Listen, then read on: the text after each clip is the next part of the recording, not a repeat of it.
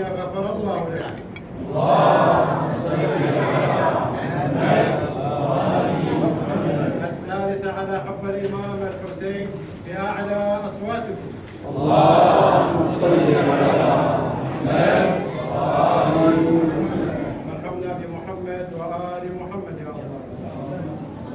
أعوذ بالله من الشيطان الرجيم. بسم الله الرحمن الرحيم.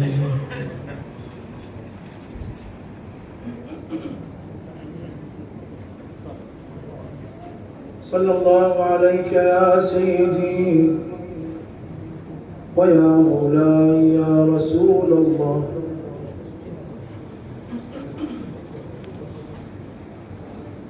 صلى الله عليك وعلى أهل بيتك الميامين. صلى الله عليك يا مولاي وابن مولاي يا أبا عبد الله. يا رحمة الله الواسعة ويا باب نجاة الأمة. يا قتيل العدا ويا مسلوب العمامة والرداء. يا ليتنا كنا معكم سادتي فنفوز فوزا عظيما. اللهم في الدنيا والآخرة إن شاء الله. قد أوهنت جلد الديار الخالية. هاي القصيدة اسمها بالقصيدة المقبولة. شنو معنى القصيدة المقبولة؟ صاحبها كتبها، قال للأبو، قال له أبوي أنا كتب القصيدة، وصل إلى بيت قست القلوب فلم تمل لهداية تبا لهاتيك القلوب القاسية. قال له أبوي هاي قافيتها مو حلوة، وما أعتقد واحد يجيبها على المنبر من الخطباء تولي عوفة. يقول عافى وخلاها جوا راسه. دق عليه واحد الباب من الخطباء الفجر. السلام عليكم شيخنا. عليكم السلام. قال له وياك الشيخ فلان انا الخطيب. قال له يعرفك. قال له شفت امير المؤمنين البارحه بعالم المنام، وانطاني ورقه صغيره مكتوب بيها بيت شعر، وأنا حفظت هذا البيت. تقدر تكمل؟ تكمل. قال شنو البيت؟ كل قست القلوب فلم تمل لهداية تبا لهاتيك القلوب القاسية. يقول قال له انتظرني شيخنا هنا بالباب. راح رجع جول المخدة جاب الورقة قال له هاي القصيدة. قال له نفس هاي الورقة جابها لأمير المؤمنين. هاي يسمونها القصيدة المقبولة. قد أوهنت جلد الديار الخالية من أهل آمال الديار ومالية.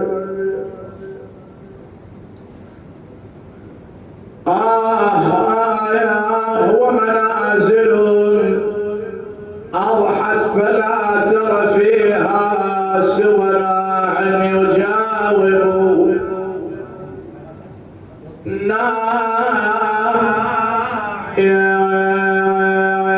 قست القلوب فلم تمل لهداية تبا لهاتيك القلوب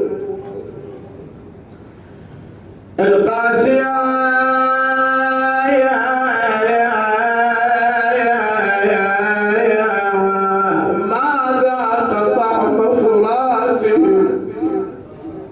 رحم الله من نادى وحسينا.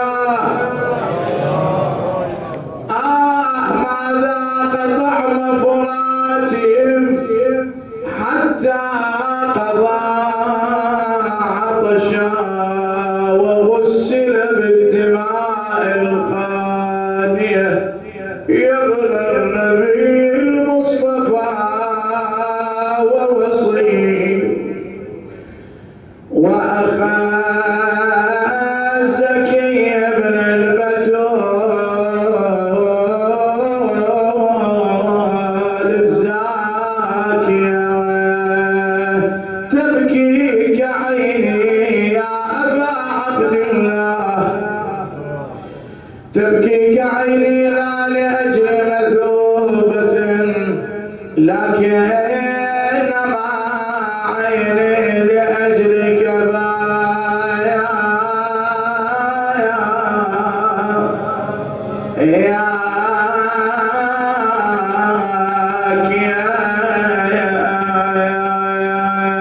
تبتل منكم كربلاء بدم ولا تبتل مني بالدموع الجارية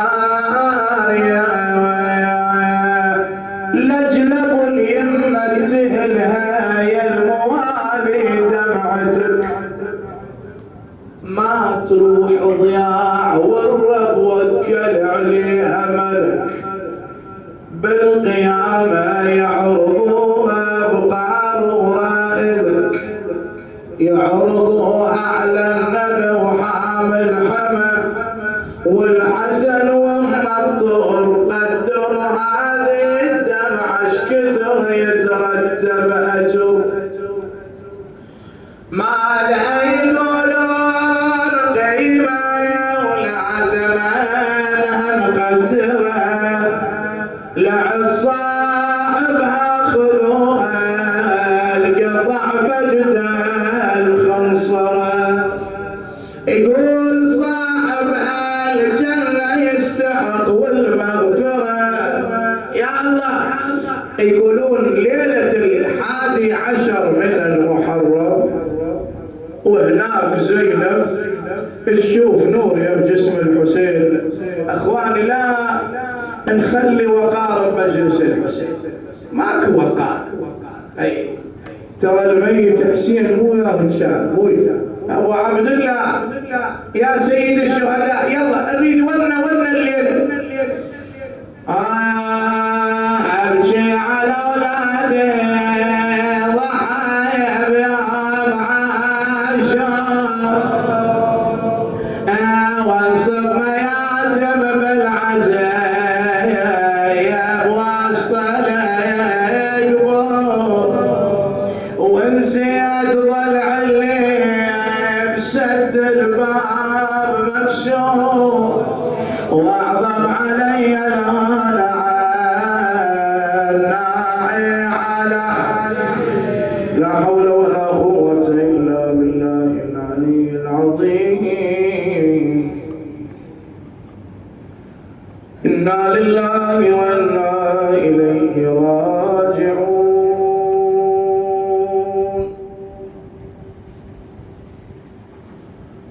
بسم الله الرحمن الرحيم. يسألونك عن الشهر الحرام قتال فيه قل قتال فيه شديد قل قتال فيه كبير وصد عن سبيل الله وكفر به والمسجد الحرام وإخراج أهله منه أكبر عند الله والفتنة أكبر من القتل ولا يزالون يقاتلونكم حتى يردوكم عن دينكم إن استطاعوا ومن يرتد منكم عن دينه فيمت وهو كافر كافر فأولئك حبطت أعمالهم في الدنيا والآخرة وأولئك أصحاب النار هم فيها خالدون. صدق الله العلي العظيم وصدق رسوله الكريم. حسب الآية الكريمة، طبعا هذه الآية من سورة البقرة، أن هناك وعي، صار وعي عند الناس بحيث يسألون النبي صلى الله عليه وآله، يستفسرون من النبي. والأسئلة طبعا إذا كثرت معناها أكو شيء من الثقافة بالمجتمع، ترى الأسئلة تكون مكانها. يعني مرات واحد يسأل سؤال أصلا ما له داعي. شلون واحد يسأل يقول من زفة وهابيل على زوجته، هو وأخوه قابيل وعلى زوجته، شنو نوع الشكليت اللي يطشها هذا؟ ايش مدري نحن اكو قبل شكليت، اكو ملبس، شنو؟ انا اذا عرفت شنو نوع الملبس شنو يصير؟ يا بككو من عندي لك، يلا شنو استفاد؟ انا اريد استفيد، اريد في السؤال جواب بفائده دنيا واخره. هنا يسالون النبي، طبعا الاسئله وايد، تقريبا 14 سؤال. يسالونك عن الاهله، يسالونك عن اليتامى، يسالونك عن المحيض، يسالونك ماذا ينفقون، يسالونك عن الروح، اسئله وايد. هنا سالوا النبي عن الشهر الحرام. بس قبل لا اجيب شنو الشهر الحرام، اخواني لازم اكو شيء وصار شيء. بس هناك رايين. الراي الاول يقول سؤال عادي، سالوا النبي عن الشهر الحرام قاتل به ولا؟ والبعض الثاني يقول لا، ما سالوا الا اذا صارت حادثه وقالوا للنبي بها. الحادثه اللي صارت قيل هاي بالروايه انه ارسل رسول الله سريه. بالمناسبه اخواننا السريه تختلف عن المعركه. من تسمع سريه شنو معناها؟ معناها رسول الله مو بها. المعركه يعني رسول الله قائد بها. معركه احد رسول الله موجود، معركه بدر رسول الله موجود. السريه شنو؟ يعني يبعث مجموعه وياهم قائد يروح. قائدهم عبد الله بن جحش. صادف هذه السريه راحت في نهاية الشهر، فأقبل شهر حرام. احنا الأشهر الحرم عندنا ايش قد بوي؟ 4. شنو الدليل؟ إن عدة الشهور عند الله 12 شهرا في كتاب الله يوم خلق السماوات والأرض منها 4 حرم. شنو الأشهر الحرم؟ عندنا 3 متسلسلة وواحد مفرد، ذي القعدة وذي الحجة ومحرم، واحد ورا الثاني، وعندنا شهر رجب. هذين ال3 المتسلسلات ليش خلوها حرام؟ لأداء مناسك الحج، حتى يروحوا شهر ويكملون بشهر ويرجعون بشهر. أما شهر رجب حرم فيه القتال لأداء العمرة المفردة، وأفضل العمرة في الشهور كلها عمرة شهر رجب. على كل حال، فراح عبد الله بن جحش كان قبل حلول شهر حرام من هذين الأشهر الحرم، فاضطر بأن يقتل واحد ويجيبون غنائم. فالرسول صلى الله عليه وآله قالوا له يا رسول الله يصير القتال بشهر حرام؟ يصير واحد يقاتل بشهر حرام؟ فهنا عاب رسول الله ما فعل القوم، وقال لهم تمطون الفدية للرجل اللي قتلتوه، لأن ما يصير تقتلون وتقاتلون بشهر حرام. العلماء هنا قالوا اكو شروط للقتال في الشهر الحرام. طبعا اتفاق سنه وشيعه على ان القتال في شهر الحرام حرام. يعني اكو فت حرمات. عندنا حرمات بالزمان، حرمات بالمكان. عندنا المسجد الحرام، البيت الحرام، مشعر الحرام. كذلك عندنا أزمنة مخصصة بها مباركة. جمعة مباركة، الجمعة يوم الجمعة مبارك، ليلة الجمعة بها مثلا الثواب بليلة الجمعة وبيومها مضاعف، والذنب مضاعف لأن بها حرمة، عيد من أعياد المسلمين. كذلك أكو أماكن بها حرمة، وأيضا عندنا أشهر بها حرمة، وعندنا أيضا نفوس بها حرمة. حرمة المؤمن أعظم من حرمة الكعبة. زين، يسألونك عن الشهر الحرام قتال فيه. قالوا يعني اتفاق سنة وشيعة أنه لا يجوز، بل يحرم القتال في الأشهر الحرم إلا بحالات. شنو الحالات؟ أولا دفاعا عن بيضة الإسلام. يعني إذا واحد هاجمنا بالشهر الحرام نقول له ويا ما يصير نقاتل، لازم ندافع عن أنفسنا. هذا واحد. الشيء الثاني، أو أنه قتلتم أنتم بشهر حرام فجاء ردكم بشهر حرام آخر. يعني يصير ماكو مشكلة. مثلا صار القتال في شهر ذي القعدة، وهل شهر ذي الحجة بشهر حرام، يصير الرد والدفاع عن النفس بشهر آخر أيضا حرام؟ نعم يصير، ماكو مشكلة.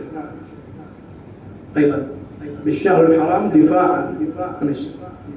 بعد أيضا كذلك إذا وصل الأمر بأمر رسول الله في الدفاع والقتال عن الإسلام بأمر الله تعالى، إذا كان بأمر قوم. هاي الآية من الناحية الظاهرية. أعيدها لك. يسألونك عن الشهر الحرام قتال فيه. أنا جاي أحكي لك تفسير ظاهري. يسألونك عن الشهر الحرام، بس انتبه لي أرجوك، صل على محمد وآل محمد. اللهم صل على محمد وآل محمد. قل قتال فيه كبير. شنو هذا؟ يسألونك عن الشهر الحرام قتال فيه، قل قتال فيه كبير. شنو معنى الآية؟ يعني الآية جاية تأكد على قتالنا بالشهر الحرام لو تنفي؟ طب خلينا نشوف فهمك. يسألونك عن الشهر الحرام قتال فيه، قل قتال فيه كبير. بعد وصد عن سبيل الله. شنو بعد؟ وكفر به والمسجد الحرام وإخراج أهله منه أكبر عند الله. أكبر شيء هنا تتحدث به الآية. بعد والفتنة أكبر من القتل. بعد تكمل ولا يزالون يقاتلونكم حتى يردوكم عن دينكم إن استطاعوا. اسمع، الآية تتكلم عن شهر محرم. الآية تتكلم عن الإمام الحسين عليه السلام. هذا مو كلامي، راجعوا. يسألونك عن الشهر الحرام قتال فيه، راح يصير به قتال. قل قتال فيه كبير. راح يصير شيء كبير، راح يصير مصيبة كبيرة. بعد وصد عن، راح يصدون عن سبيل الله. سبيل الله ياهم أهل البيت محمد وآل محمد سبيل الله. بعد وكفر به، جحود بالإمامة. بعد والمسجد الحرام وإخراج أهله منه أكبر عند الله. الحسين أخرج من المسجد الحرام، أخرج مع أهله منه، والفتنة أشد من القتل. صارت فتنة وما صارت؟ اقتل الحسين ولو كان متعلق بإيش؟ بإسدار الكعبة. بعد تكمل الآية ولا يزالون لحد الآن واليوم القيامة يقاتلونكم حتى يردوكم عن دينكم إن استطاعوا. يعني بين قوسين هذول لحد الآن يقاتلون الشيعة إلى يوم القيامة، يبقون الشيعة إلى ظهور الإمام عجل الله فرج إن شاء الله. الناس يكرهون الشيعة يقاتلون حتى يردوكم عن دينكم إن استطاعوا، إن شاء الله ما يستطيعون. ومن يرتد منكم عن دينه، هنا يعني عكس المطلوب، يعني اللي يرتد عن هذا الدين اللي انتم به شو يقول؟ فيموت وهو كافر فأولئك حبطت أعمالهم في الدنيا والآخرة وأولئك أصحاب النار هم فيها خالدون. يعني الدين الصحيح، اطمنوا إخواني، والعقيدة الصحيحة الملتزمين بها إحنا عقيدة حبنا لمحمد وعلى محمد. اللهم صل على محمد وآل محمد. يا من يسائل دائما عن كل معضلة سخيفة لا تكشفن مغطأة، فلربما كشفت جيفا ولربما استور بدا كالطبل من تحت القطيفة. إن الجواب لحاضر لكنني أخفيه خيفة، لولا اجتماع رعية ألغى سياسة الخليفة لأظهرت من أسرار آل محمد جملا طريفة وأريتكم إن الحسين أصيب في يوم السقيفة. ولأي حال ألحدت بالليل فاطمة الشريفة، لوم الباب ودفعت وسطرت العين، لوم الباب ودفعت وسطرت العين، وجنين اللي وقع بين العتب تين، ما هالمصايب جرت كلها على حسين. الله يا ذيك السقيفة ويا عملها، حتى الجنين اللي بالمهد ما سلم.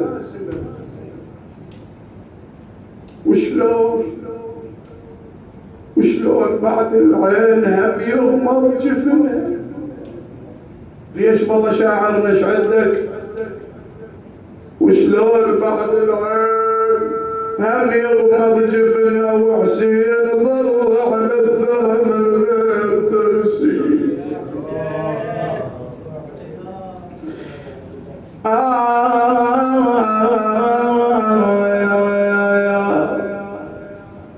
فرشت عبايتي على القايا يوم العاشر بعاشور، فرشت عبايتي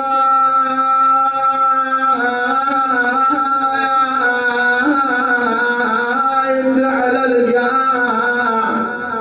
يوم العاشر بعاشور، قلت بيدي ألم جسمه لقيت الشمس ظلام جسمه.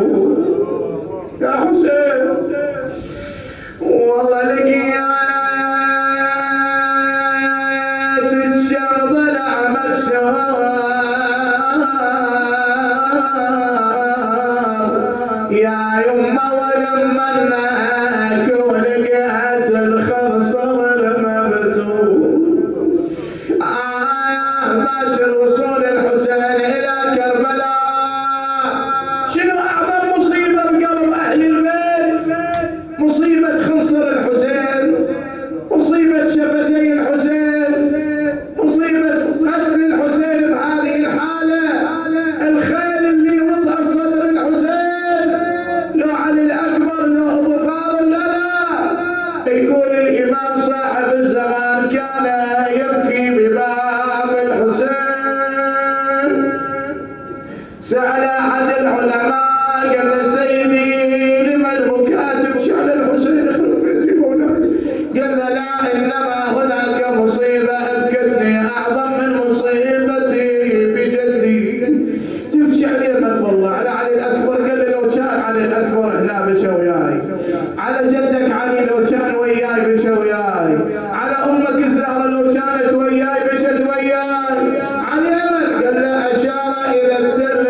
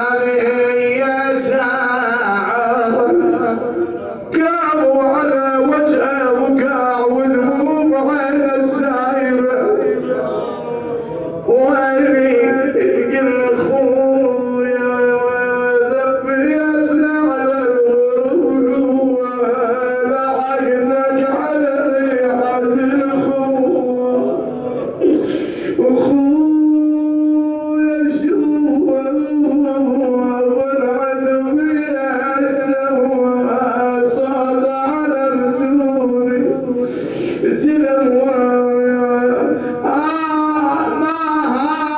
اللعب بين الزمان وهان ما هانوا ليالينا الوطن يحسين ما هان يا ابن ام علي فرقاك ما هان عفتك عذر غصبا علي يا حسين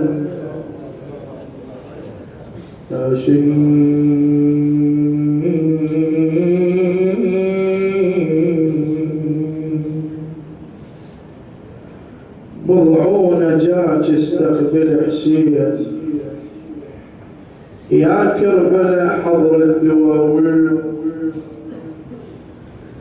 بضعون جاك استقبل حسين يا كربلاء حضر الدواوين يا كربلاء حضر الدواوين. يلا وياي 5 دقائق من وقتكم ان شاء الله. بضعون جاك استقبل حسين يا كربلاء حضر الدواوين بضعون جاك استقبل يا كربلاء حضر الدواوين يا كربلاء حضر الدواوين بضعون جاك استقبل حسين يا كربلاء حضر الدواوين بضعون جاك استقبل حسين يا كربلاء حضر الدواوين يا كربلاء حضر الدواوين يا كربلاء يا كربلاء يمك وصل شيخ المجد بضعون يا كربلاء يمك وصل شيخ المجد بضعون جايب اخوته وصحبته وهاشم ترى يحيطون جايب اخوته وصحبته وهاشم ترى يحيطون اجدام قبلها بشرف خضري ورد العيون اجدام قبلها بشرف خضري ورد العيون بقاعد يريد النزل اهل السما يريدون بقاعد يريد النزل اهل السما يريدون قاطع عليك دروب البعيد جايبها لو قوم الاجاويل قاطع عليك دروب البعيد جايبها لو كل الاجاويل يا كربلاء حضر الدواوين يا كربلاء حضر الدواوين بضعون جاك استقبل حسين يا كربلاء حضر الدواوين بضعون جاك استقبل حسين يا كربلاء حضر الدواوين يا كربلاء حضر الدواوين يا كربلاء حضر الدواوين تقبل القافل الرفرف عليك الوهر استقبل القافل الرفرف عليك الوهر مطرز بهبه وشرف ام الخدر وياها مطرز لا تقصر باللطف مطرز بهبه وشرف ام الخدر وياها سالت عن التربج الله أكبر. سنة تعنت وتتمسكن إلى اختراها، مسكن إلى اختراها، تفاخر بهذا الضعف، يحمل رسالة طه، يحمل رسالة طه. الليلة جنة قاعد تصير، بالك يصير بحقه تقصير. الليلة جنة قاعد تصير، بالك يصير بحقه تقصير. يا كربلاء حضر الدواوين، يا كربلاء حضر الدواوين. يلا طلعونا جا تستقبل حسين، يا كربلاء حضر الدواوين. طلعونا جا تستقبل حسين، يا كربلاء حضر الدواوين، يا كربلاء حضر الدواوين، يا كربلاء حضر الدواوين. اسمع هذا المقطع اروح لك فيه. من الصحاري والفلل عيله، من الصحاري والفلل عيله، اجت تعبانه يا كربلاء صيري نبع خاف الحرام عطشان. وين من الصحاري والفلل عيله اجت تعبانه يا كربلاء صيري نبع خاف الحرام عطشان. للعايف دياره واجا وجاب الاهل باحزانه. أعني الحسين بكلمة تدومج إله. الله أكبر يا حسين، يمك حوارزم سيدي. أعني الحسين بكربلاء، أعني الحسين بكلمة تدومج لسان، تدومج على لسان. جاب الضعينة تحمل النور، عاف المدينة وقلبه مكسور. جاب الضعينة تحمل النور، عاف المدينة وقلبه مكسور. يا كربلاء حضر الدواوين، يا كربلاء حضر الدواوين، يا كربلاء حضر الدواوين. بعد يا كربلاء حضر الدواوين، يا كربلاء حضر الدواوين. بضعونا جا تستقبل حسين، يا كربلاء حضر الدواوين. عافية تجيها. بضعونا جا تستقبل حسين، يا كربلاء حضر الدواوين، يا كربلاء حضر الدواوين، يا كربلاء حضر الدواوين. اختار جوعة في الوطن اجقد إلها مطلوبة، قاطع مسافة الصبح داس الخطر ودروبه. آخر مقطع وسكر الدعاء الغازي. كعبة فضائل للأبسط وأرض محبوبة، حروفك بكل الزمن تبقى وتظل مكتوبة، تبقى وتظل مكتوبة. حط الرحال وناحت النوق، هاي الكرامة الاسم تلوق.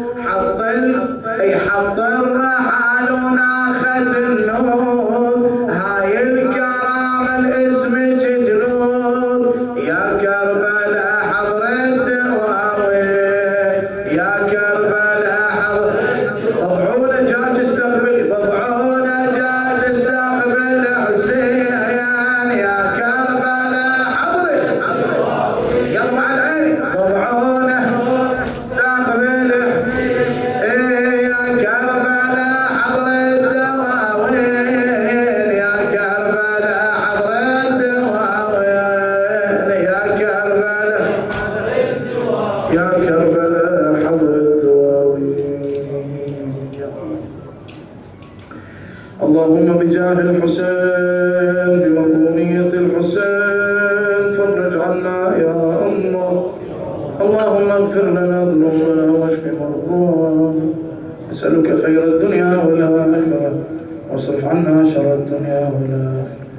اللهم إلى أرواح أموات جميع الحاضرين السامعين والمؤسسين والشهداء ومن مات على الإيمان خدام المحل الكريم رحم الله من يقرأ الفاتحة مع الصلاة.